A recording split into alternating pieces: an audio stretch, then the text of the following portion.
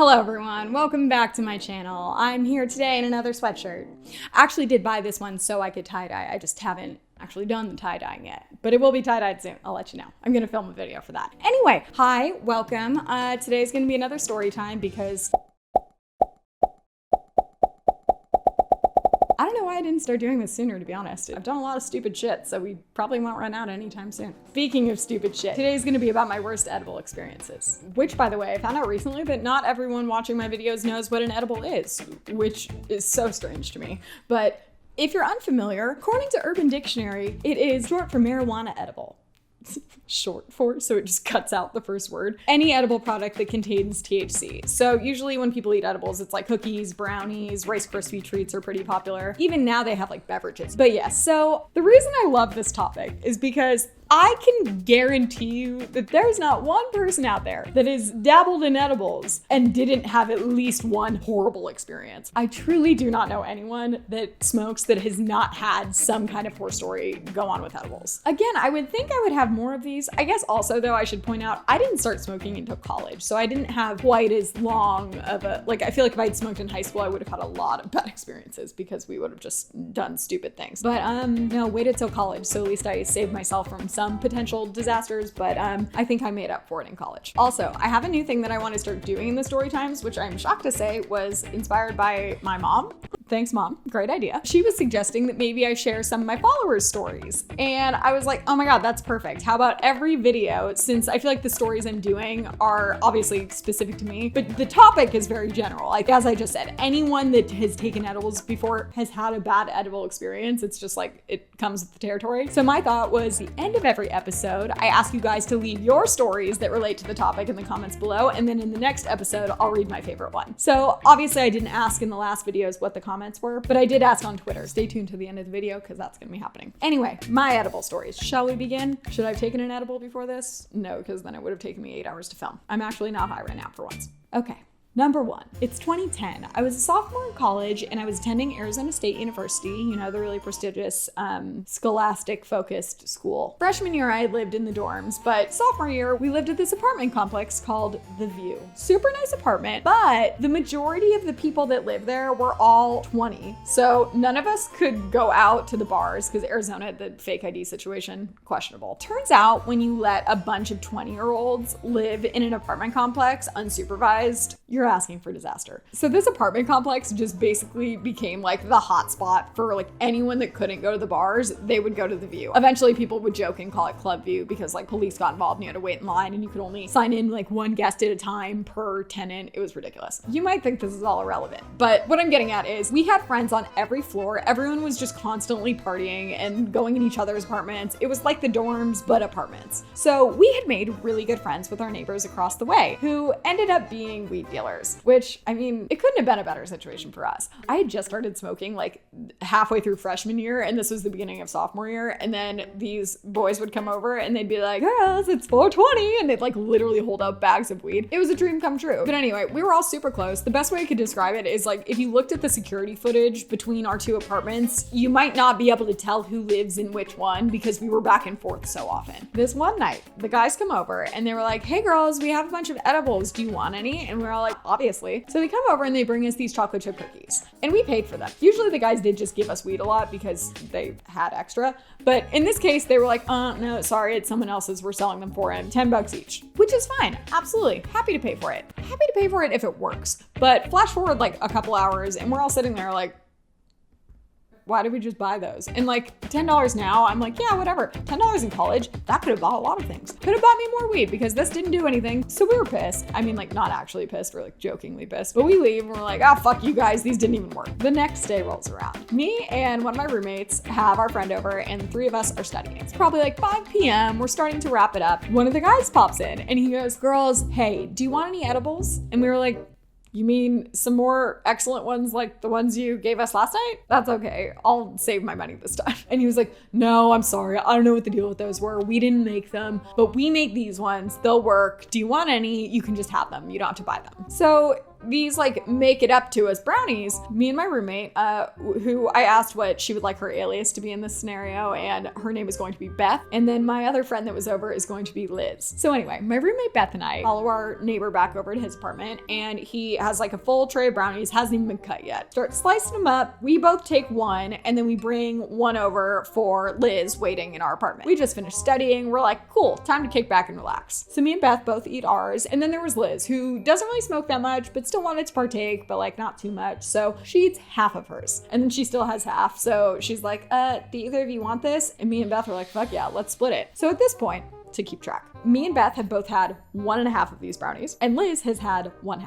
Me and Beth smoke all the time. Very high tolerances. Weren't worried at all. Liz, I don't know if she was worried, but like doesn't take edibles a lot or smoke a lot. So, I mean, she was kind of setting herself up for failure. But so throughout the next 45 minutes, we're like watching TV, hanging out, smoking out of the bong too, because like edibles don't usually get me so high that I'm like incapacitated and can't do anything. So smoking before wasn't totally irresponsible. That's something we do. Liz didn't smoke anymore. She just ate the edible. But because me and Beth were smoking, we also started to get a little bit hungry. And the last thing we'd eaten were the brownies, which tasted very, very good and not like weed. So we mosey back over to our neighbors and still are thinking like, the ones last night didn't work. These probably aren't very strong either.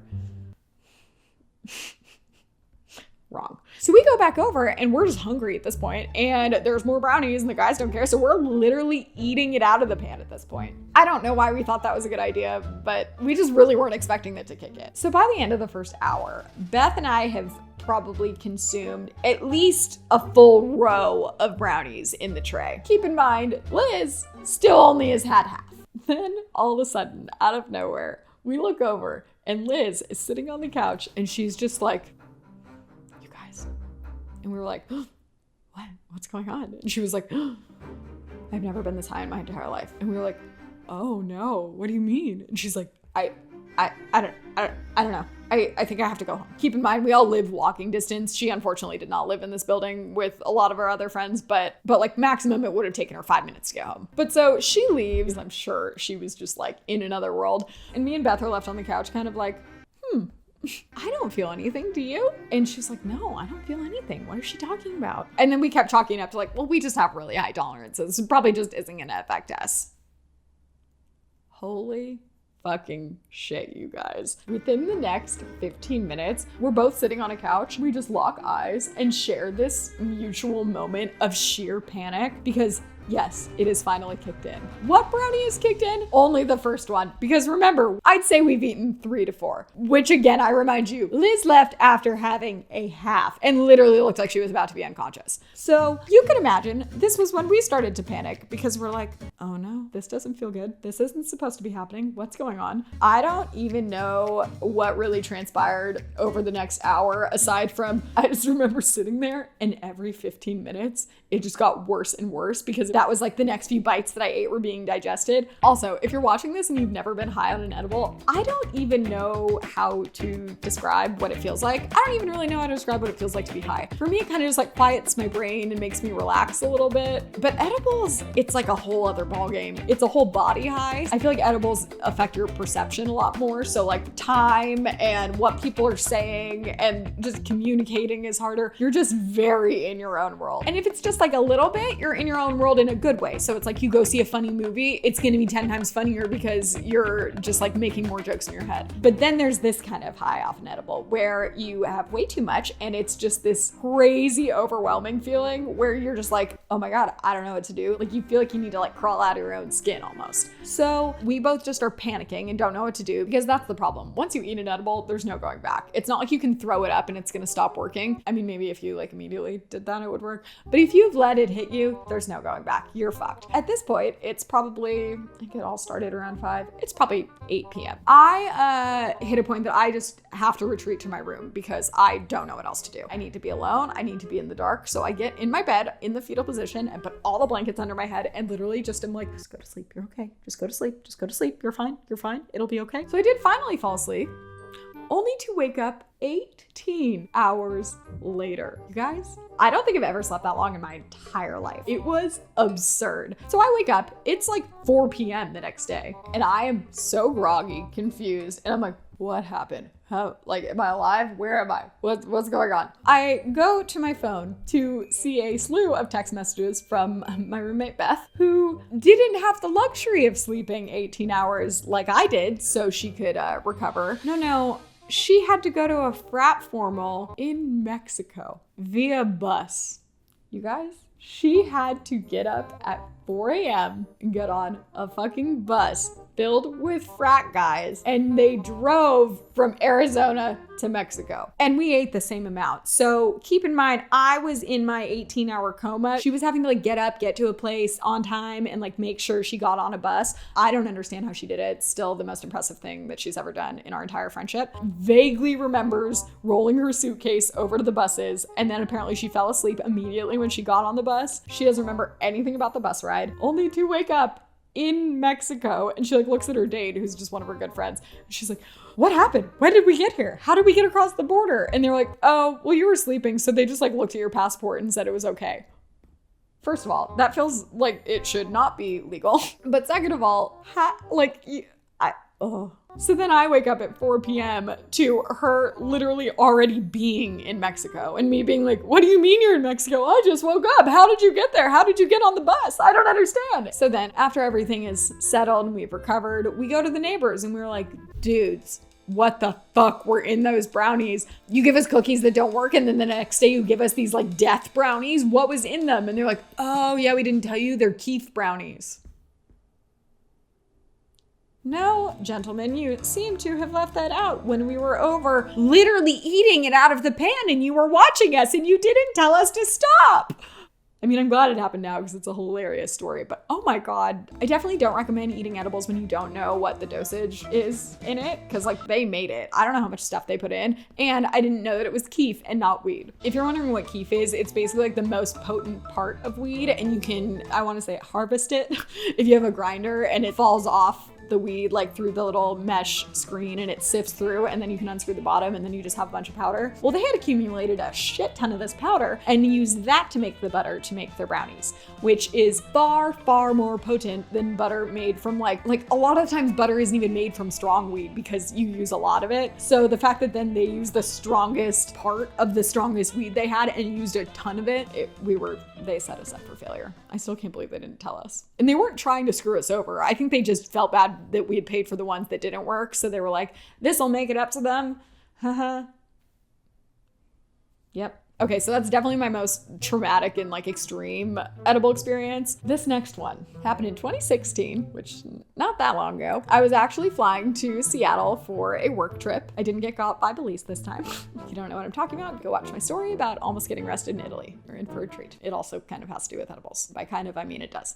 Anyway, this Seattle trip, very recent after that Italy trip. I'm in the airport. I'd eaten half of my edible before security and then gone through fine. And then I'm sitting at my gate waiting for my flight. A dog walks by and it is a German Shepherd wearing a vest, and it gets very close to me and I immediately just like stomach through my ass and I'm just like mental breakdown, anxiety sweats, freaking out. I find out that it's an emotional support dog, so it like is not a concern. But since this had happened right after I had gotten caught by a dog in Italy, I was a little on edge. So that happens and it walks away. I'm recovering, trying to like deep breathe and like get my anxiety to like tone down a little bit. And then I realized it's been like over an hour since I took the first part of my edible. And usually these ones would kick in like 45 minutes.